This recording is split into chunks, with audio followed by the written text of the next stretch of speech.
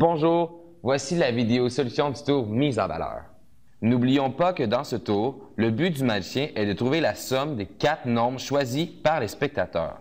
Voyons voir comment, seulement en comptant le nombre de cartes restantes après la distribution des cartes, le magicien peut y parvenir. Tout d'abord, chaque spectateur choisit un nombre. Le premier choisit un nombre entre 10 et 19, le deuxième entre 20 et 29, le troisième entre 30 et 39 et le quatrième entre 40 et 49. On remarque que pour chacun des spectateurs, peu importe le nombre qu'il choisit, le chiffre à la position des dizaines est connu par le magicien.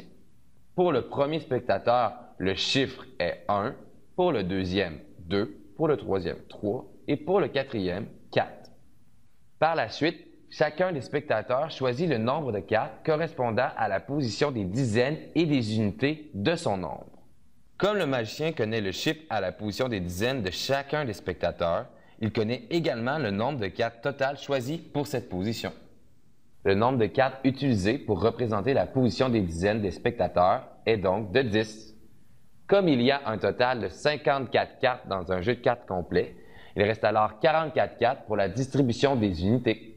Le magicien n'a qu'à soustraire le nombre de cartes restantes après la distribution à 44 pour obtenir le total du nombre de cartes utilisées pour représenter les unités. À partir de ce moment, le magicien a toutes les informations qu'il lui faut afin de trouver la somme des 4 nombres. Il n'a qu'à additionner le nombre trouvé pour représenter le total des unités aux 10 dizaines trouvées précédemment, soit à 100.